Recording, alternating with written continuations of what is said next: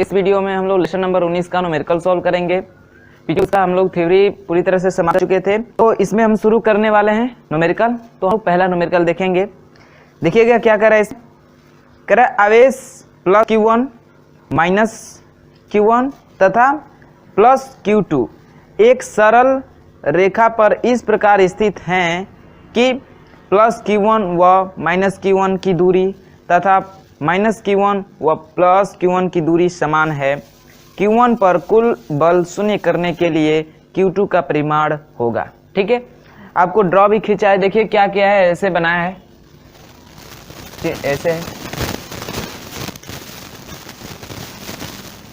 और इस लाइन पे 3 आवेश हैं सरल रेखा में। ठीक है, पहले क्या है, हमारा प्लस Q1 है, यहाँ पे हमारा क्या है प्लस Q1 है, और यहाँ पे क्या है माइनस Q1 है, और यहाँ पे क्या है प्लस Q2 है। ठीक है, तो इस वाले आवेश पे कह रहा है कि इस पे बल क्या करने के लिए, शून्य करने के लिए इस Q2 का जो बल होगा इसका परिमाण कितना होना चाहिए, हमसे क्या कर रहा है, पूछ रहा है। ठीक है, तो इस पर निकाला है तो हम क्या करेंगे, इस एक बार माइनस Q1 द्वारा इस पे बल निकालेंगे और एक बार प्लस Q2 द्वारा बल निकालेंगे। अब देखिए जाहिर ये प्लस है ये माइनस है, तो इसमें क्या होगा, आकर्षण होगा। इसमें क्या होगा, आकर्षण होगा, क्योंकि विपरीत आवेशों में क्या होता है, आकर्षण होता है। ये भी प्लस है, ये भी प्लस है, तो सजातीय आवेशों में क्या होता है, प्रतिकर्षण होता है, तो यहाँ से प्रतिकर्षण होगा। ठीक है, तो हम निकाल लेते हैं Q1 माइनस Q1 द्वारा प्लस Q1 पर आकर्षण बल, यहाँ से हम निकाल लेते हैं। ठीक है, इसको A, B और C डिनोट किया है, तो ये बल किधर लगेगा, किधर लगेगा, ठीक है B से, ठीक है B से को लगेगा, क्योंकि इसकी डायरेक्शन इधर की होगी, आकर्षण होगा इसमें। इस पे क्या होगा, A से C की तरफ होगा, यानी यहाँ से जो बल लगेगा इसकी डायरेक्शन इधर होगी, और यहाँ से जो बल लगेगा इसकी डायरेक्शन इधर होगी, यानी प्रतिकर्षण करेगा। ठीक है, तो निकालते हैं हम लोग F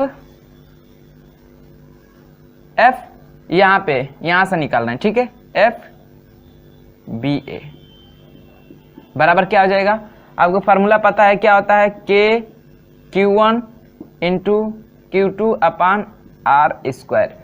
इनकी दूरी जो है समान है, यानी ये भी R है और ये भी R है, मान लेते हैं। ठीक है, क्योंकि ये दूरी क्या बोला है, आपको समान बोला है, इन दोनों के बीच की दूरी।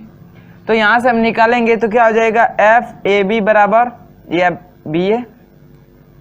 BA बराबर क्या हो जाएगा, Q1 का मान कितना है प्लस Q1, तो यहाँ पे हो जाएगा Q1, माइनस Q2 का मान क्या है माइनस Q2, तो हम पर Q1 ही है तो उसको लिख लेते हैं Q1। ठीक है, अपान R स्क्वायर। ठीक है, चलिएगा, तो यहाँ से हमारा क्या हो जाएगा, FBA बराबर क्या हो जाएगा, Q1 square upon R square. इसको समीकरण फर्स्ट मान लेते हैं। ठीक है, अब निकाल लेते हैं इसके द्वारा इस पे लगाया गया बल, तो वो क्या होगा, इसकी डायरेक्शन इधर होगी, तो हम निकाल लेते हैं FAC बराबर क्या हो जाएगा, Q1 का मान कितना है Q1, और Q2 का मान कितना है Q2, इसको मान है। ठीक है, अपान, अब इसके बीच की दूरी देखिए, यहाँ से यहाँ तक की दूरी क्या हो जाएगी, R और R कितना हो जाएगा 2R, यानी 2R का स्क्वायर। तो यहाँ से निकालेंगे FAC बराबर क्या हो जाएगा, Q1 इंटू Q2 अपान 4R स्क्वायर। इसको सेकेंड मान लेते हैं इक्वेशन। और देखिए आपको पता है ये बल और ये बल, ये बल आकर्षित, ये इसको आकर्षित कर रहा है, तो ये प्रतिकर्षित कर रहा है। ठीक है, ये वाला बल प्रतिकर्षित कर रहा है, दोनों के बीच की दूरी डिफरेंस है, अरे सॉरी हाँ डिफरेंस है, ये वाला इधर है, ये R है और ये 2R है। ये क्या कर रहा है, इसको आकर्षित कर रहा है, ये क्या कर रहा है, प्रतिकर्षित कर रहा है। तो हम यहाँ से इसको बराबर कर दे दोनों इक्वेशन को, यानी FBA बराबर क्या कर दे FAC, और यहाँ से हम वैल्यू रखे तो क्या हो जाएगा, देखिए FBA का मान कितना है, Q1 square upon R square बराबर कितना हो जाएगा, Q1 इंटू Q2 अपान 4R स्क्वायर, ये हो जाएगा। अब यहाँ से देखिए K से K कट जाएगा, K से K कट जाएगा, R स्क्वायर से R स्क्वायर कट जाएगा, Q1 से स्क्वायर कट जाएगा ये। ठीक है, तो हो जाएगा आपका क्या, Q1 बराबर कितना बच जाएगा, Q2 अपान 4R, 4 बचेगा। हमें Q2 का ही मान निकालना है कि इसका परिमाण कितना होगा, तो यहाँ से Q2 का मान निकाल देंगे तो क्या आ जाएगा, 4 4q1 कितना हो जाएगा 4q1 कितना हो जाएगा 4q1। ठीक है, तो देखिए ऑप्शन में 4q1 कौन सा ऑप्शन दिया है, आपका ऑप्शन नंबर डी दिया है, यानी पहले का ऑप्शन नंबर कौन सा करेक्ट हो जाएगा, ऑप्शन नंबर डी करेक्ट हो जाएगा, पहले का ऑप्शन नंबर डी करेक्ट हो जाएगा। बात समझ में आई है? ठीक है, यहाँ से दो इक्वेशन बनाएंगे, एक इसके द्वारा इस पे लगा बल तो आकर्षण होगा क्योंकि इसकी डायरेक्शन इधर होगी, इसके द्वारा लगाएंगे तो इसका डायरेक्शन क्या होगा, इधर होगा, प्रतिकर्षण होगा। ये दोनों एक दूसरे के बराबर होंगे और यहाँ से बराबर करेंगे तो Q2 का मान निकाला हमें, Q2 का मान निकाल देंगे तो आ जाएगा 4q1। बात समझ में आई है? चलिएगा नोट कर लीजिएगा, फिर देखते हैं आगे सेकेंड नंबर क्वेश्चन। देखिए ये तो ऑप्शनल है, क्या कर रहा है इसमें, दूसरा में आपको बस ऐसे टिक कर देना है इसको पढ़ के ही, क्योंकि ऐसा क्वेश्चन का ज़्यादा निष्कर्ष नहीं निकलता है। कह रहा है एक छल्ले से धातु की 5 गेंद सिल्क के धागे से अलग अलग टंगी हैं। जैसे मान लीजिए एक ऐसे, ठीक है, और सिल्क धागे से 5 गेंद ऐसे लटकी हुई हैं ऐसे, ठीक है, एक यहाँ पे है ऐसे, ये पहला है, दूसरा है, तीसरा है, चौथा है, पांचवा है। ठीक है, कह रहा है कि 2 व 2 5 एक दूसरे को आकर्षित करते हैं, यानी 1 2 यानी इसमें क्या आकर्षण है, ठीक है, और फिर 2 5 यानी ये और ये क्या है, इनमें भी क्या है, आकर्षण बल है। एक 3 व 4 5 एक दूसरे को प्रतिकर्षण में क्या है, कर्षण है। ठीक है, प्रतिकर्षण है, और इसमें 4 और 5 में इसमें क्या है, प्रतिकर्षण है। ठीक, क्या है, प्रतिकर्षण। कह रहा है कि 2 पर आवेश के बाद निश्चित रूप से निष्कर्ष निकाला जा सकता है कि हम क्या निष्कर्ष निकाल सकते हैं। देखिए भाई ये और ये प्रतिकर्ष आकर्षित कर रहे हैं ना, तो मान लीजिए प्लस, ये माइनस होगा तो ये प्लस होगा, या ये प्लस होगा तो ये माइनस होगा। ठीक है, ये एक दूसरे को प्रतिकर्षित कर रहे हैं, तो ये प्लस है तो ये प्लस हो सकता है, ये माइनस है तो ये माइनस होता है, यही हो सकता है ना। तो हमें 2 के बारे में पूछ रहा है, तो जो इसका चिन्ह हम निकालते हैं तो ये हमारा आकर्षण से नहीं निकल पा, इसमें जानकारी पूरी नहीं दी है। ठीक है, जानकारी हमारी क्या है, अधूरी है, क्योंकि इसका चिन्ह हम प्रतिकर्षण पे निर्भर प्रतिकर्षण के बारे में भी दिया होता तो हम इसका चिन्ह क्या करते हैं, निकाल लेते कि कौन सा होगा। तो इसमें हमारी जानकारी क्या है, अधूरी है, तो हम डी ऑप्शन करेक्ट करेंगे कि जानकारी अपूर्ण है, अतः कोई निष्कर्ष नहीं निकाला जा सकता है। ठीक है, ऐसे क्वेश्चनों का निष्कर्ष नहीं निकाला जा सकता, क्योंकि भाई अब कोई रख सकते हैं इसका, हम यहाँ से कोई कह नहीं सकते हैं कि ये माइनस ही होगा, ये प्लस होगा तभी आकर्षित करेगा, ये प्लस भी हो सकता है, माइनस भी होगा तभी आकर्षित कर सकता है। ठीक है, तो यहाँ से हम निष्कर्ष नहीं निकाल सकते हैं, यानी इसका ऑप्शन नंबर डी करेक्ट हो जाएगा, ऑप्शन नंबर डी करेक्ट हो जाएगा। बात समझ में आई है? चलिए आगे हम लोग बात करेंगे तीसरा नंबर क्वेश्चन की। तो तीसरा भी ऑप्शनल है, उसको भी देख लीजिए, इसका भी टिक ही करना है। तो तीसरा क्वेश्चन देख लीजिए। तीसरा क्वेश्चन में कह रहा है आपसे कि ताप बढ़ाने पर चालकों की विशिष्ट चालकता क्या होती है। तो हम लोगों ने अंतर में पढ़ा था चालक और अचालक के अंतरों में कि जो विशिष्ट चालकता जो होती है इसको सिग्मा से डिनोट करते हैं, और ये व्युत्क्रमानुपाती होती है ताप के, चालकों के लिए। किसके लिए? चालकों के लिए। ठीक है, चालकों के लिए। और चालकों के लिए क्या होती है? समानुपाती होती है। तो हमें चालकों में पूछा है, तो चालकों में ताप बढ़ाएंगे तो विशिष्ट चालकता क्या हो जाती है? घट जाती है। क्या होती है? घट जाती है। ठीक है, तो इसका तीसरे का ऑप्शन नंबर हम ए करेक्ट कर लेंगे। तो तीसरे का ऑप्शन नंबर ए में है, घट जाएगी। ठीक है, ए हो जाएगा यही। और चालकों की बात करती तो ताप बढ़ाने पे विशिष्ट चालकता बढ़ती है और घटाने पे घटती है, यानी वो समानुपाती होता है उसमें, और चालकों में व्युत्क्रमानुपाती होती है। बात समझ में आई है? नोट करिएगा। फिर अब देखते हैं आगे, इसको इरेज करते हैं।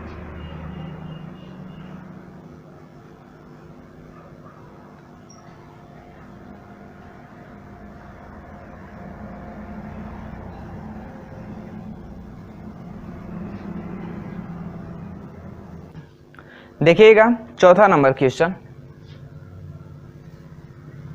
चौथा नंबर क्वेश्चन में क्या कर रहा है कि एक वस्तु में 8 इलेक्ट्रॉन सामान्य अवस्था से कम है।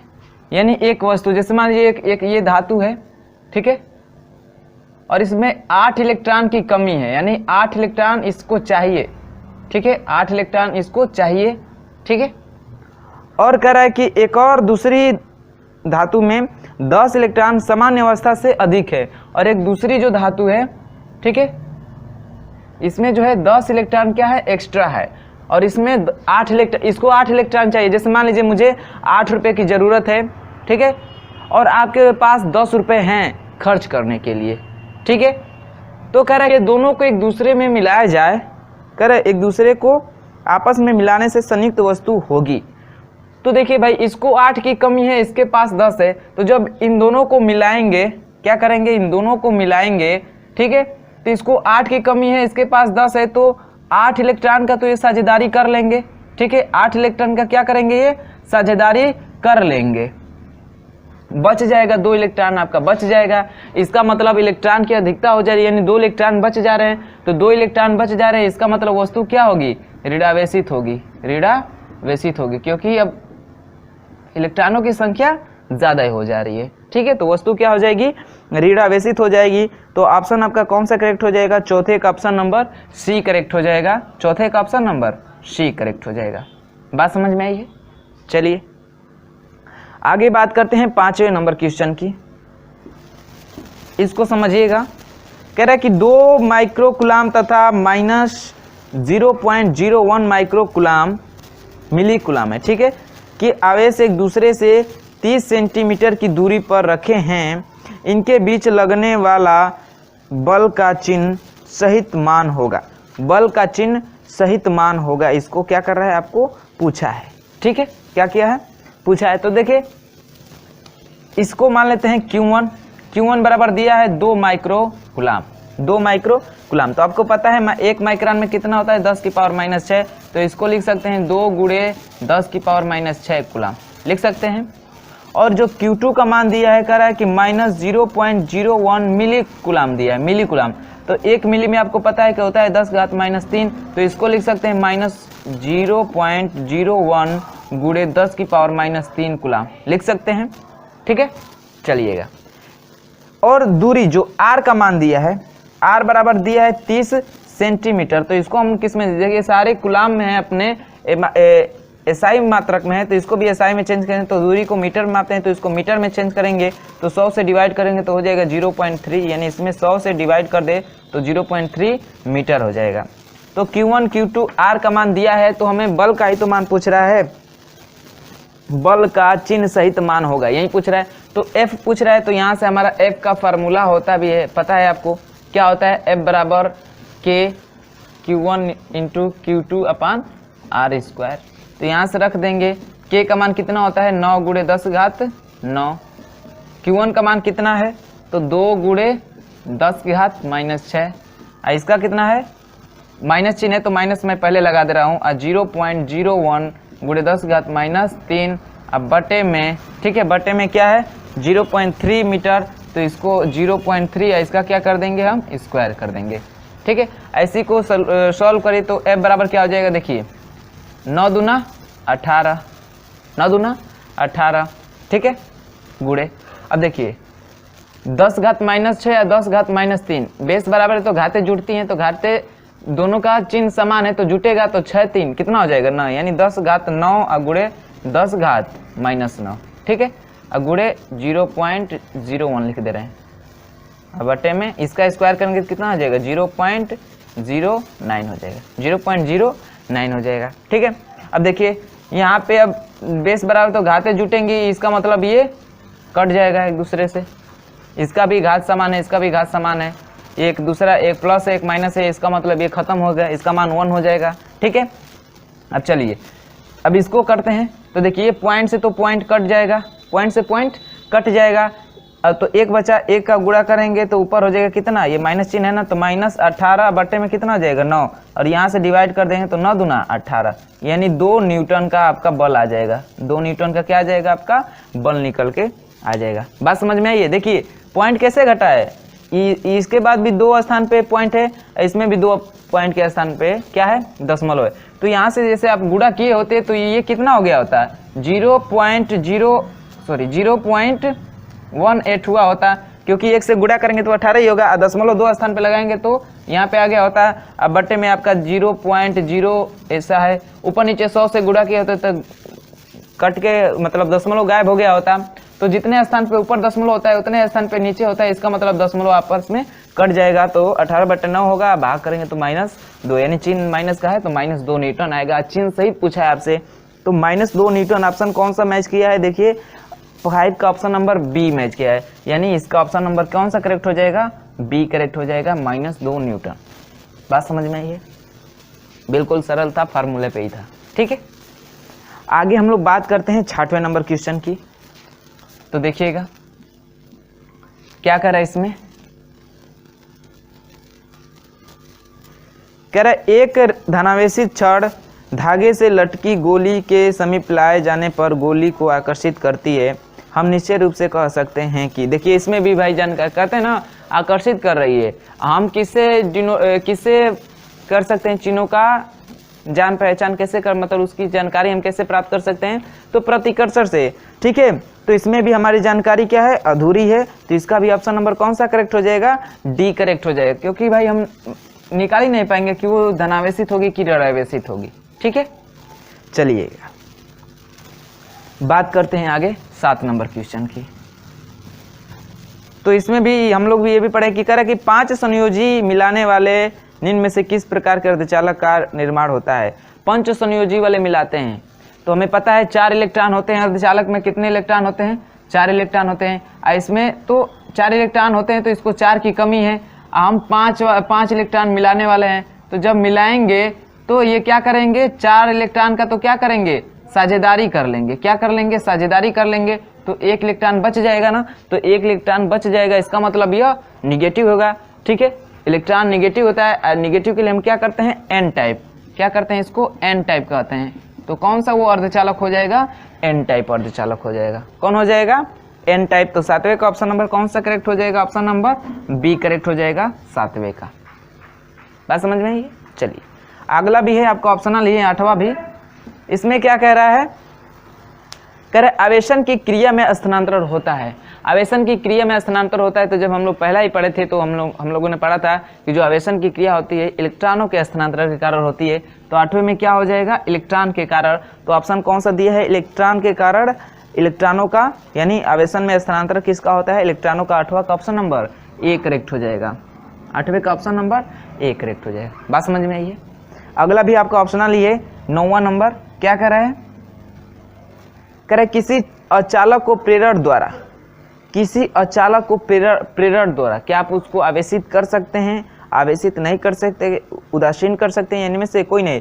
तो कोई भी अचालक है उसको हम प्रेरण द्वारा आवेशित नहीं कर सकते हैं, उसको आकर्षित कर सकते हैं लेकिन उसको आवेशित नहीं कर सकते हैं। ठीक है, तो इसका ऑप्शन नंबर कौन सा करेक्ट हो जाएगा, ऑप्शन नंबर बी। प्रेरण द्वारा हम किसी वस्तु को आवेशित नहीं कर सकते। उसमें भी बात किया है अचालक की, किसकी बात किया है, अचालक की, तो उसको हम आवेशित नहीं कर सकते हैं। बात समझ में आई है। चलिएगा इतना नोट करिए, फिर आगे देखते हैं। इस वीडियो में 11 क्वेश्चन तक सॉल्व करेंगे, 9 नंबर हो गया, 2 बचा है, उसको सॉल्व कर लेते हैं। तो देखते हैं, इसको मिटाते हैं, इसको नोट कर लीजिएगा आप लोग।